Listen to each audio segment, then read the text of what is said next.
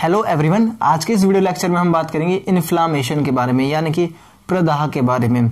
ये क्या होता है इसको समझना बहुत ज़्यादा इंपॉर्टेंट है, क्योंकि गाइज ये एक ऐसी टर्म है जो हमारे जो पूरा इम्यून सिस्टम है उससे डायरेक्ट इसका लिंक है। देखिए इम्यून सिस्टम जो है, इम्यून सिस्टम क्या होता है, जो हमारी बॉडी को प्रोटेक्शन प्रोवाइड करता है। किससे? बाहरी अटैक से। अब बाहरी अटैक कौन कर रहा है? पैथोजन से अटैक कर रहे हैं। पैथोजन में क्या क्या आ सकता है? कोई वायरस आ सकता है, कोई बैक्टीरिया आ सकता है, कोई प्रोटोजोन आ सकता है, या कोई फंगल सेल आ सकती है। क्या? कोई फंगी, यानी कि कोई फंगी की कोई सेल, यानी अब मैंने ऐसे बोल दिया फंगी की सेल, इसको पता है क्या बोलेंगे? Fungal cell. क्या? Fungal cell. अब मैं बोलना चाहता हूं बैक्टीरिया की सेल, इसको हम बोलेंगे बैक्टीरियल सेल। तो वायरस से जो बीमारी होती है उसको वायरल बोल देते हैं, सिंपल बात है। अच्छा, अब जो इन्फ्लेमेशन है ये क्या है? देखिए इन्फ्लेमेशन जो है ये एक रिस्पॉन्स है इम्यून सिस्टम का। अब ये कैसा रिस्पॉन्स है? ये एक तरीके से क्या करता है, हमारे बॉडी में टेम्परेचर बढ़ा देगा, स्वेलिंग कर देगा और पेन होने लग जाएगा। देखिए क्या होता है, इसकी डेफिनेशन देख लीजिए, उससे आपको क्लियर हो जाएगा कि इन्फ्लेमेशन एक्चुअली में क्या है। देखिए, it is the action of our immune system. ये हमारे इम्यून सिस्टम का, हमारे जो सुरक्षा कवच है बॉडी को, जो रोग प्रतिरोधक क्षमता है हमारे बॉडी की, ये उसका क्या है? एक्शन है, उसके द्वारा किया गया कार्य है। It is the action of our immune system on the foreign disease causative things like virus, bacteria और प्रोटोजोन। हमारी जो इम्यून सिस्टम का एक्शन है, मतलब कि ये एक ऐसा एक्शन है हमारे इम्यून सिस्टम का जो किस पर एक्ट करेगा, किस पर वर्क करेगा? ये वर्क करेगा फॉरेन डिजीज पार्टिकल्स के ऊपर, यानी कि foreign disease positive things. Positive से यानी कि पॉजिटिव थिंग मतलब कि जो हमें बीमार कर रही है, यानी कि सिंपल पैथोजन बोल सकते हो। It is the action of our immune system on the pathogen. आप सिंपल बोल सकते हो on the pathogen that have now entered in our body. To deal with this pathogen our body reacts, not only our body reacts guys, our immune system reacts। हमारा immune system काम करता है, और वो immune system जब work करेगा तो वो उस बैक्टीरिया को, उस वायरस को या उस प्रोटोजोन को मारना चाहेगा, और इसको मारने के लिए वो क्या करेगा? हमारी बॉडी में पेन होगा, ठीक है। अब आपको क्या क्या महसूस होगा? जब इन्फ्लेमेशन होगा तो आपको तीन चीजें महसूस होंगी। या तो फीवर होगा। फीवर क्यों होगा? फीवर से क्या है कि टेम्परेचर बढ़ाकर बॉडी उसको मारने की कोशिश करेगी। स्वेलिंग, ठीक है, स्वेलिंग भी होगी। अब ये किस तरह से होता है? देखिए, बाहर से कोई ऑब्जेक्ट अंदर आया बॉडी के, तो बॉडी को ये बिल्कुल भी पसंद नहीं है, तो बॉडी उसके एक तरीके से आप ऐसे समझ लीजिए, आपके घर में कोई मेहमान है, बाहर से कोई आया है, आपको वो बिल्कुल पसंद नहीं है, तो आप मुंह बना लोगे अजीब सा, तो उसको लगेगा कि यार कैसे मुंह बना रहा, तो आपसे ज्यादा देर बात नहीं करेगा, वो ज्यादा देर टिकेगा नहीं। उसी तरह ये क्या करता है, जो हमारा इन्फ्लेमेशन होता है, ये एक ऐसी प्रोसेस है जिसके थ्रू हमारी बॉडी रिएक्ट करती है, और ऐसा रिएक्ट करती है, यानी कि ऐसा एक्शन दिखाती है कि जो बीमारी है वो खत्म हो जाती है। उस बीमारी को खत्म करने के लिए बॉडी या तो स्वेलिंग करेगी, मतलब कोई पर्टिकुलर पार्ट स्वेल हो जाएगा, या फिर टेम्परेचर बढ़ा देंगे, हम टेम्परेचर बढ़ाकर उसको खत्म करने की कोशिश करेंगे, या फिर अब स्वेलिंग और फीवर हो गया तो देखो दर्द तो होगा, ठीक है, तो और थोड़ा पेन भी हमें होगा इसमें इन्फ्लेमेशन में। इन्फ्लेमेशन में क्या क्वेश्चन बन सकता है? एक इसकी डेफिनेशन, ठीक है, और एक कि इन्फ्लेमेशन के दौरान क्या क्या देखने को मिलता है। एक पेन होता है, एक फीवर होता है, और एक swelling of any organ where the infection occurs, ठीक है, जहां पर भी इन्फेक्शन होगा वहां पर स्वेलिंग भी हो सकती है। आई थिंक आपको ये सब क्लियर हो गया होगा।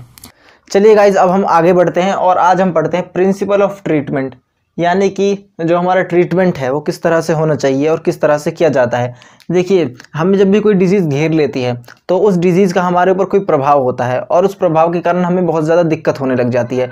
तो इस प्रभाव को पहले ख़त्म किया जाता है, बाद में उस डिजीज़ का जनक है, ठीक है, रोग जनक है, यानी कि उस डिजीज़ का कॉजिएटिव ऑर्गेनिज्म है, उसको ख़त्म कर दिया जाता है। तो यही बेसिक प्रिंसिपल है ट्रीटमेंट का।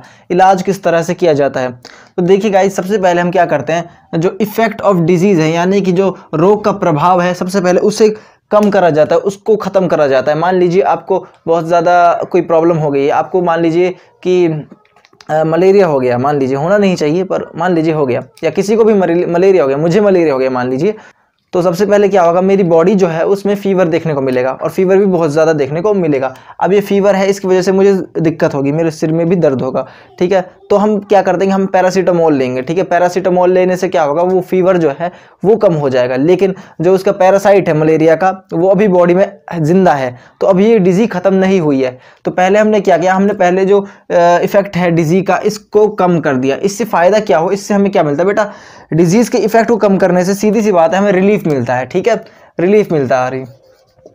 आराम मिलता है। तो डिजीज अगर खत्म हो गई तो डिजीज को जो इफेक्ट है अगर वो कम हो गया तो हमें रिलीफ मिलेगा। रिलीफ मिलेगा तो जब हमें रिलीफ मिल जाता है तो हमारी बॉडी क्या है, उसमें उसके अंदर हीलिंग कैपेसिटी आ जाती है। क्या आ जाती है? Healing capacity. हीलिंग कैपेसिटी मतलब ठीक होने की क्षमता बढ़ जाती है।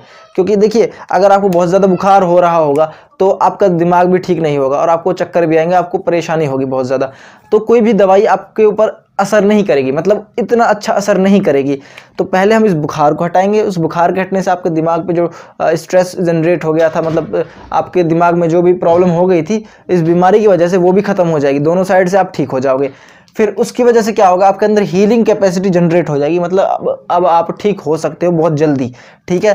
तो दूसरा क्या करते हैं, हम उस ऑर्गेनिज्म को मार देते हैं जिसकी वजह से हमें क्या हुआ है, वो बीमारी हुई है। तो पहला क्या है, reduce the effect of disease. दूसरा क्या है, किल द कॉजेटिव ऑर्गेनिज्म, यानी कि उस रोगजनक को, उस पैथोजन को खत्म करना।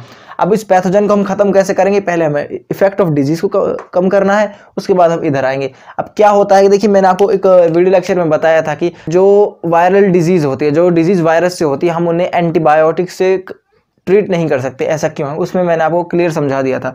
तो यहाँ पर क्या होगा, देखिए अलग अलग ऑर्गेनिज्म के लिए अलग अलग दवाइयाँ हैं। फंगल इन्फेक्शन है उसके लिए अलग दवाई है, बैक्टीरियल इन्फेक्शन है उसके लिए एंटीबायोटिक है। वायरस जो है, अगर वायरस की डिजीज़ है तो उसके लिए एंटीवायरल ड्रग्स होती हैं, जैसे कि HIV जो है, HIV वायरस है, उसके लिए एंटीवायरल ड्रग्स तैयार की जा चुकी हैं। वो क्या करती है, वायरस के इफेक्ट को कम कर देती है। जो पेशेंट है उसका मरना तो तय है। देखिए गाइस, अगर किसी को एड्स हो गया तो उसका मरना तो तय है, लेकिन हम क्या करते हैं, एंटीवायरल ड्रग देते हैं उस आदमी को। तो इससे क्या होता है, उसके जीने की जो उम्र होती है वो थोड़ी बढ़ जाती है। मान लीजिए किसी को एड्स हो गया, पर्सन ए है कोई, उसको एड्स हो गया। अगर उसको एड्स हो गया तो मान लीजिए उसकी एज जो है अब वो मुश्किल से 20-22 साल तक ही जिंदा रहेगा, मान लीजिए। लेकिन अगर हम उसे एंटीवायरल डिजीज़ वगैरह, एंटीवायरल ड्रग्स वगैरह उसको तो खिलाते रहेंगे टाइम टू टाइम, तो उसकी उम्र 5-6 साल और बढ़ जाएगी। बस इतना ही होता है। तो गाइज हम उस ऑर्गेनिज्म को किस तरह से खत्म कर सकते हैं, हम एंटीबायोटिक्स से, यानी कि दवाइयों से, सीधा मेडिसिन से। ठीक है, मेडिसिन से उसको खत्म कर सकते हैं। बैक्टीरिया के लिए एंटीबायोटिक, वायरस के लिए एंटीवायरल ड्रग, या फिर वायरस को जो सीधा अच्छा इलाज है वो हमारी बॉडी ही करती है। हमारे अंदर जो इम्यूनिटी सिस्टम है, इम्यून सिस्टम है, वो क्या करता है, इस वायरस को खत्म कर देता है, क्योंकि हमारी बॉडी में एंटीबॉडीज बन जाती है। और एंटीबॉडीज का काम क्या है, इन वायरसेस को खत्म कर देना, जड़ से निपटा देना। और जो हमारी एंटीबॉडीज होती है इनका साइज काफ़ी ज़्यादा होता है, तो ये क्या करती है, इन वायरसेस को खा जाती है, डायरेक्ट खा जाती है। ठीक है, तो ये इसका बेसिक प्रिंसिपल है। आई थिंक आपको समझ आ रहा होगा।